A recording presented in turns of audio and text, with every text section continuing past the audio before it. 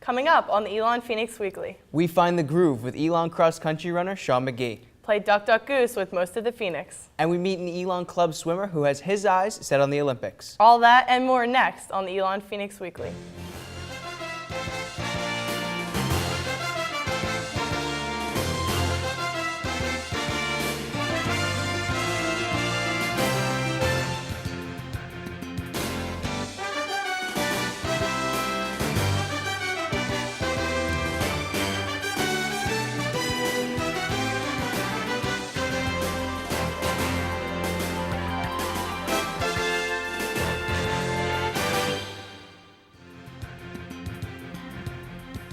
Good morning and welcome to another edition of the Elon Phoenix Weekly. I'm Kimberly Wisniewski. And I'm Joe Durienzo. Thanks for joining us on your ESPN2 local sports break.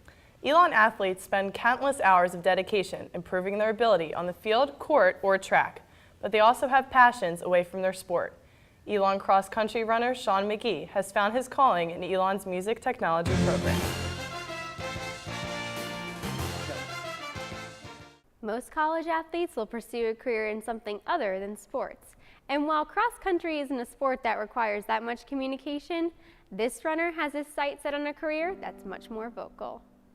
It's similar to how you talk to me. It's just a little bit different, a little bit different, a little bit something more. I started playing music when I was about 5 years old, 5, 6. I asked my mom to play piano. She knew a great piano teacher, and since then I just kept at it. Not many 5-year-olds ask for piano lessons, but Sean McGee, an aspiring singer-songwriter, did. With music being such a competitive field, he credits his first piano instructor with setting him up with the tools to make him successful. What he taught me from a really young age was music theory. So basically I wouldn't just read the notes on the page, I would understand what I was playing. While many 9 and 10-year-olds think about recess and lunchtime, Sean was thinking about music. And not just dreaming about being a singer, but actually writing his own lyrics. When I started writing my own stuff for the first time, I got a feeling of satisfaction that I didn't have just playing other people's music. Because when you compose something of your own, it's a great feeling, it's your own, which really kept me interested and kept me pursuing it. This passion led him to Elon's music technology program, one of the few of its kind that combines recording, writing, and production of music into one major. It was here he began to discover his own sound with the guidance of his mentor. Sean has a really unique sound. He's really not like anybody that I can think of off the top of my head. I've seen how you laugh with him. It's not like a typical voice you'd hear on the radio. It's more of a kind of everyman's voice, which in some ways I think is great because it connects, I think, with people. Like they can imagine themselves being that person. And Sean has already connected with the Elon community by making a music video that is approaching 8,000 views. While music demands a lot of his attention, Sean has found a way to make time for his other passion, running for Elon's cross-country team. Cross-country is a sport that's a lot about discipline and a lot about determination, and if you can be disciplined and work through a run and work through a workout like that, you can convince yourself, hey, I need to put in the hours in practice right now. So as different as they are, they help me do better in each. Part of being a good musician, most of what you do actually happens in your mind. And I think running is a very good way to clear your mind and to meditate. And so I think that he uses a lot of the time that he does running to actually also be thinking about music and playing through ideas and lyrics. And Coleman believes Sean's dedication to his craft has led to his development. The main way I've seen him grow is in his songwriting. He's really come a long way in the variety of music that he writes. He's at that stage where he's already making that transition from a student to a professional. But the music business isn't all about professionalism. Passion for the craft goes a long way, and Sean certainly has it. What I love about music is that feeling you get when you first get a song, when you first understand it. That first time you hear that hook and you're like, I mean, this makes sense, this is cool. That feeling is pretty hard to replicate. The music business is definitely hard to break into, but Sean is optimistic. As long as he has music in his life, he knows he'll be happy. as long as I have some way to have a creative musical outlet where I can write and I can compose, I think I'll be just fine. To him.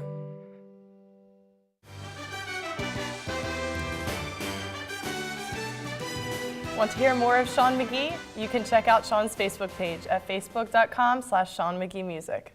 Elon athletes put work into winning championships for the Phoenix year-round.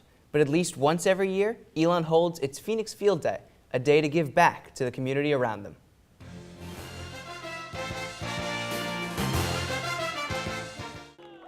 Whether it's out on the bleachers at Latham Park or inside of a packed house at Alumni Gym, the Phoenix faithful are always there to support Elon athletics.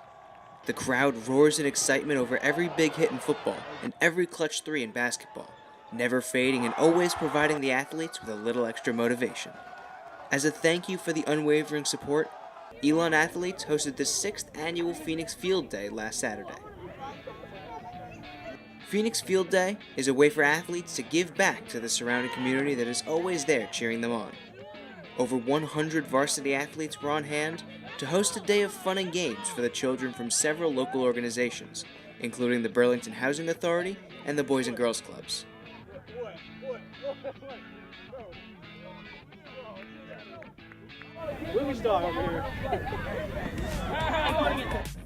Blake Thompson, well known for his relationship with the fans, organized the event for the second straight year. The day started with a traditionally huge game of Duck Duck Goose, followed by a campus-wide scavenger hunt designed to teach the kids a little more about Elon. The clues eventually led everyone out to the football practice fields, where the kids took turns at different stations, including soccer, water balloon toss, and tug of war.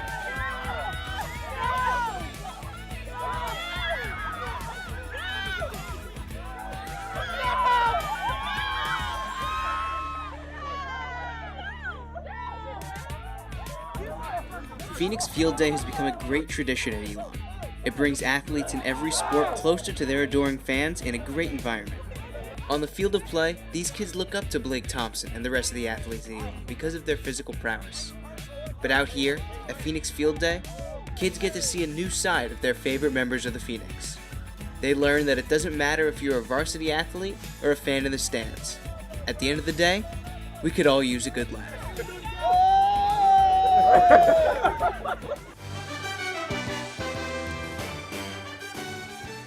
If your kid wants to get more involved in living the maroon life, head to elonphoenix.com for a list of upcoming summer camps.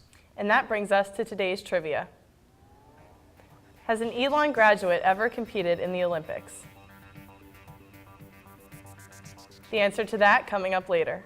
We have to take a quick commercial break, but when we come back, we dive into the pool with club swimmer Ryan Markowitz. And later, we reflect on a year worth of the Elon athletics. As we go to break, take a look at the upcoming baseball schedule.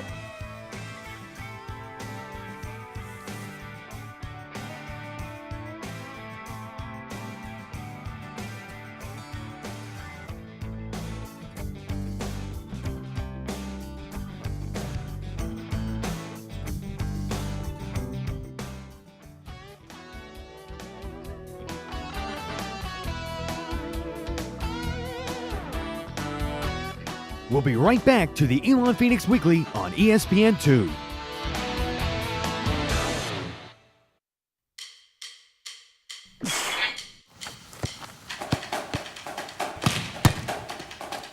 There are currently over 350 Elon student athletes competing in 16 NCAA Division I sports.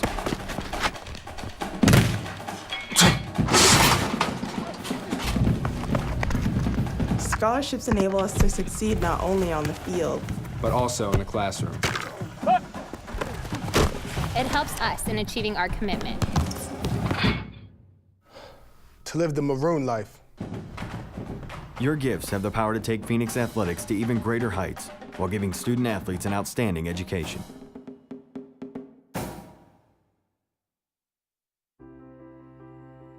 An Elon education is about preparing students for a life of global citizenship.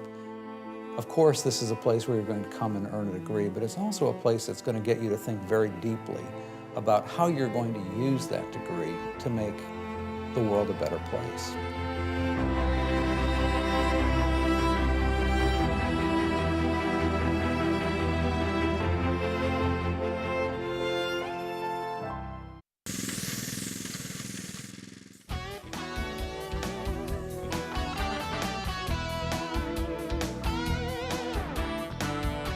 You're watching the Elon Phoenix Weekly on ESPN2. What is living the maroon life? It's more than just the hustle and the sweat. It's more than just the pain and the frustration. It's more than just the triumph and the glory. The maroon life is you. Yes, you. You, the athlete, striving to be at your best day in and day out. You, the alumni who have been in the stands supporting Elon for years. You, the fans who stream into games hours before kickoff. And you, the little ones who will be the next generation of Phoenix fans. You are what drives Elon Athletics, and you are the reason we do what we do.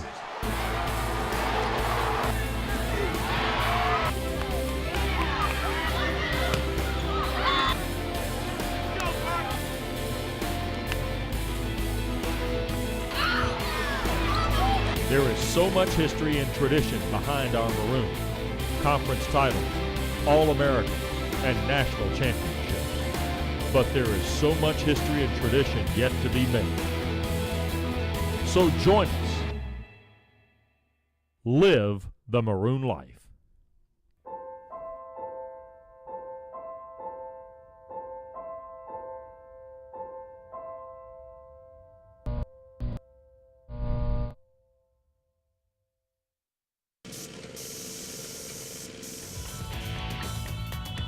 And now back to the Elon Phoenix Weekly on ESPN2. The Elon Phoenix Weekly is made possible by the students of the School of Communications in association with the dedicated coaches, athletes, and staff of Elon Athletics. Elon offers dozens of club sports that allow athletes to continue playing the sports they love. Club winner Ryan Markowitz proves that just because he plays at the club level doesn't mean he can't compete with the best of them. I started swimming a while back. Back when we were living in Japan is where I actually learned how to swim. There was a Japanese swim program off the base where we lived, and started swimming there, and it was the only sport I was good at. When we came to the States, I joined up with what was then Mecklenburg Aquatic Club, is now called Swim at Carolina. Swam for them from the age of 8 to 18. Had some really good experiences with them. I really only started competing at the national level when I was probably about 15 is when I started competing with people from around the country and not just in North Carolina. With all these big name athletes, some of whom have gone to the Olympics and some of whom are national record holders, and then there's me. And I'm like, hey, what's up? I'm just along for the ride. But it was also, I think, really inspiring too, to be able to be a part of that community and to have interacted with people like Ryan Lochte and Michael Phelps and Missy Franklin. And to date, my biggest achievement was definitely my junior national performance in 2006. That was when I slammed the 1500 out in California and placed 4th in the nation. I was 3rd for my age group in the country, and I was 3 seconds off my trial cut, and that's the closest I've ever gotten. It was one of those races there where it's really hard to describe the feeling where it's just everything just clicks. After that, I moved on to Middlebury College, which is a small liberal arts college up in Vermont. It's even smaller than Elon, actually. And they had a D3 program there, and I swam there for a year and took a little bit of a hiatus after that. Took about 3 years off and then got back in the pool. And when I came to Elon, they approached me a bunch of times just because I'd like hop in the pool every once in a while and swim. They're like, you should join swim club. I'm like, I don't know, because I wasn't really ready to compete and stuff like that. I was so burned out. But once I actually was like, you know what, okay, fine, I'll give it a try. And I haven't regretted it. It definitely brought the love of the sport back because it made it fun. Because that's really what the club atmosphere is all about. A lot of people would think that, swimming at the club level, not at necessarily a Division I level or training with other Olympic athletes or what have you would be like a negative. But actually, I really feel like my time at Elon with the club program revitalized my love for the sport. Well, for now, about 3 years out from trials, long term, looking to start coaching in a collegiate program, Love to be an assistant coach at a Division III program, looking at a couple up in New England right now. Just trying to keep my options open, but I want to stay in the swimming world because it's where I feel most at home. I mean, it's my first love. I love it. There's nothing that could tear me away from the sport. So definitely keeping trials in mind, that's the goal. But you know, like I said, if life takes a turn, I'm just gonna roll with it. Be sure to cheer for Ryan when the trials begin for the 2016 Olympics in Rio de Janeiro. Now let's head over to the softball diamond where we learn how to throw a fastball from Phoenix pitcher Eve Clausen.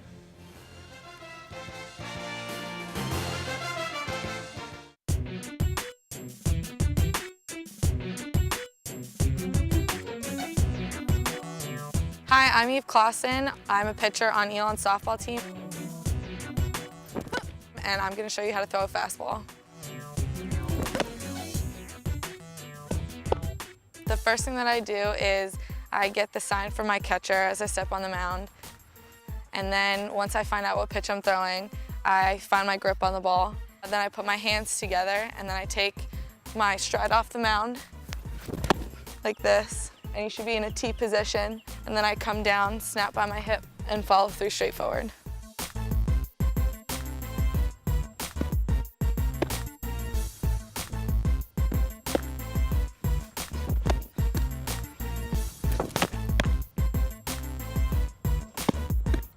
I'm Eve Clausen, and that's how you throw a fastball.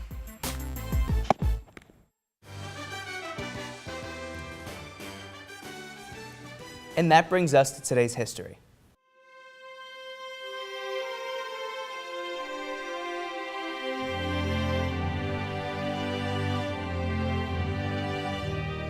On this day in Elon sports history, we look back at the best decade in Elon golf, the 1970s.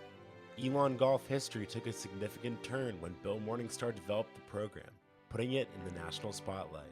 During his first 3 seasons, the coach accumulated successful records of 15-6, 18-2, and 22-3, including multiple trips to the national tournament in 1974 and 1975. In fact, Coach Morningstar brought Elon to the NAIA's national tournament 4 times in the decade. The Fighting Christians were able to finish above 600 for 7 years, making them one of the school's most consistent teams. And that's this day in Elon sports history.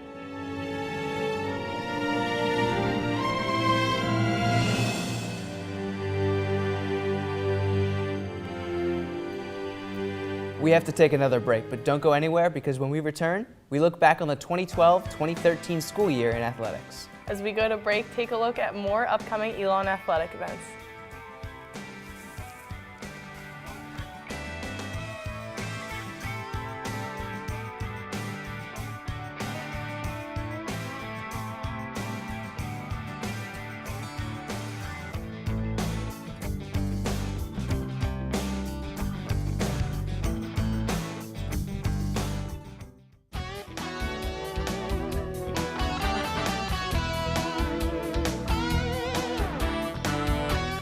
We'll be right back to the Elon Phoenix Weekly on ESPN2.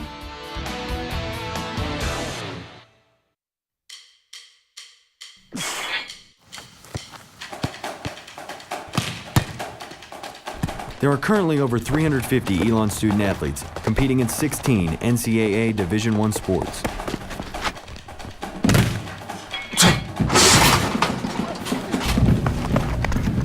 Scholarships enable us to succeed not only on the field, but also in the classroom. It helps us in achieving our commitment. To live the maroon life. Your gifts have the power to take Phoenix athletics to even greater heights while giving student athletes an outstanding education.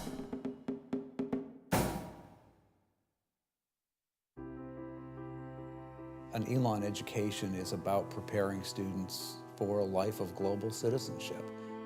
Of course, this is a place where you're going to come and earn a degree, but it's also a place that's going to get you to think very deeply about how you're going to use that degree to make the world a better place.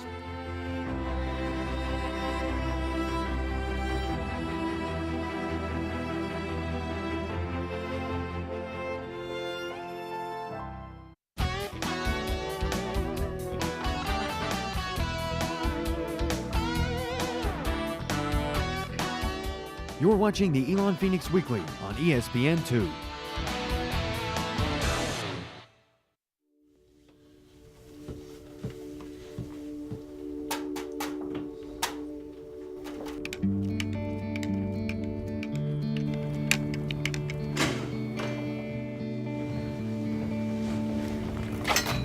Through their daily pursuit of excellence, Elon student athletes have gained recognition for their achievements both on and off the field. Building a winning tradition takes hard work and dedication.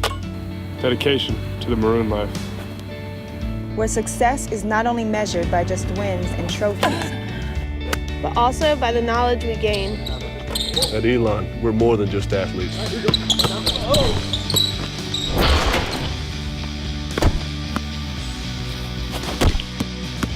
We're student athletes. Providing support enables success. Help sustain the winning tradition of Elon Athletics while securing the future of our student athletes for years to come.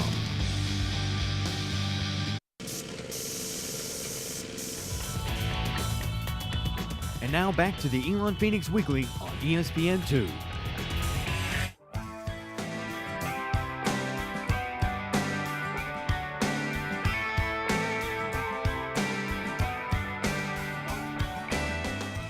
Welcome back to the Elon Phoenix Weekly on your ESPN2 local sports break. Earlier in the show, we asked, has an Elon graduate ever competed in the Olympics? The answer? Yes. 1997 graduate Patrick Singleton represented Bermuda in 3 Winter Olympics, twice competing in the luge and once in the skeleton. Blake Russell, who earned her master's in physical therapy at Elon, represented the U.S. in 2008 in the Olympics running the marathon. On August 17, 2012, the women's soccer team kicked off the athletic school year in an overtime thriller against Cincinnati.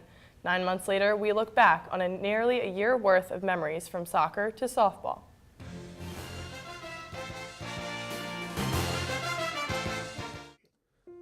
How do we define success?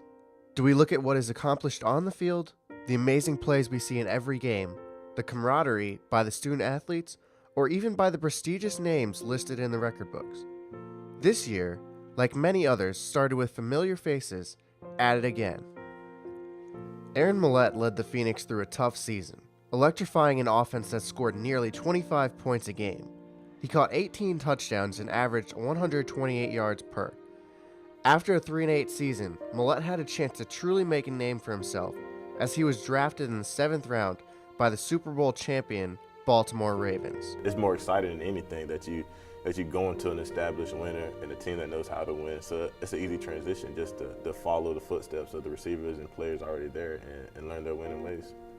Like football, each fall sport had their household names, such as Allie Deach and Chris Thomas. It was volleyball that had another successful campaign, claiming another season above 500 for the books, while saying goodbye to a class of 5 seniors that have been a mantle of success since they got here. And who could forget a 2-0 win for women's soccer against a bitter foe, College of Charleston? It may have been an injury-riddled season on the pitch, but the women's team rallied around Coach Neal to claim a 4-3-4 record in conference this season before falling to Georgia Southern 1-0 in double overtime in the SoCon tournament semifinals. Fall ended with another bang though, as men's soccer looked to defend their title. After a thrilling 15-5-2 season, with records falling by the numbers, senior all-time leading goal scorer and one of the best in the country, Chris Thomas, led the Phoenix to its 2nd SoCon title in 2 years, as they captured the trophy in Cary once again. With the end of fall came winter, and with it 2 programs with high hopes. Both Elon's men and women's basketball teams returned multiple starters and some of the premier players in the Southern Conference. Behind stars Allie Ford and Kelsey Evans, the women's team went 14-6 in conference play, becoming the only team to defeat every other opponent in both divisions, including Chattanooga in overtime at home. The season ended with postseason play as Coach Smith led her team to a 2nd round game in the Women's Basketball Invitational. The biggest thing that I'm hoping that we take from this season is that, we had a great season. And I'm just very proud of their efforts and everything that they've contributed to this 2012-13 season. With the same one team, one heart motto that led the women's basketball team to a successful season, The mantra remained the same as Elon men's basketball team won the Maui Invitational Regional Tournament, followed by a season of new records. Both Troutman and Eisenbarger reached the 1,000-point plateau, and the team recorded a new best record in the Southern Conference of 21-12, behind an electric atmosphere in Alumni Gym. We have really developed a great home court advantage and a great college basketball atmosphere. The season finished with a loss in the collegeinsider.com tournament, but with all 5 starters returning, the North Division title will hopefully be the first of many shiny new trophies to add to the collection.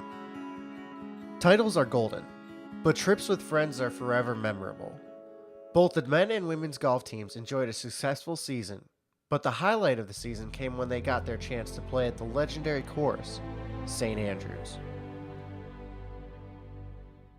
From one team to the next, Elon exhibits talent and heart, but none go more under the radar than track and field and cross country. Between the two sports, multiple records have fallen, including a full minute demolishing of a 10K record by Allison Orgum at the Penn Relays. Track and field also claimed more Athlete of the Week awards than any other team.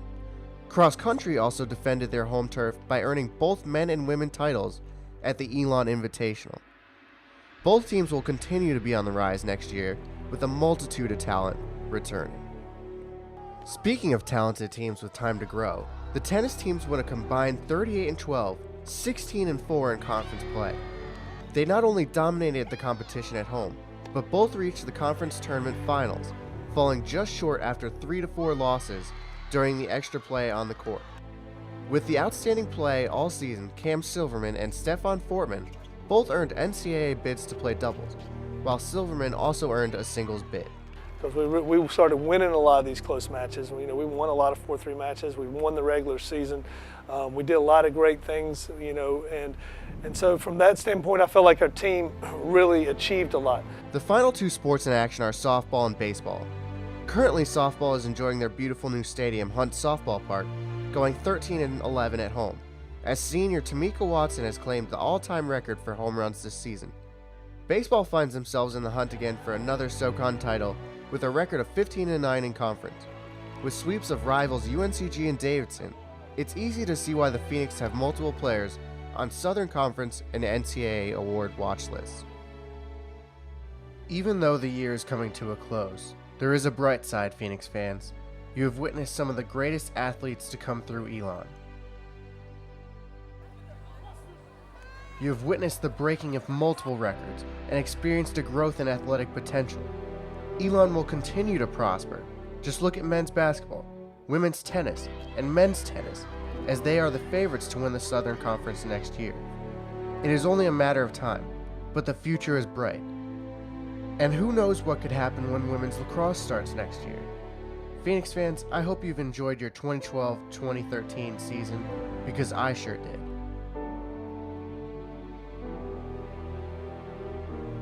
Well, that's our show for today and the end of our spring season. If you missed anything or want to watch it again, be sure to check us out on YouTube at youtube.com/Elon Phoenix Weekly.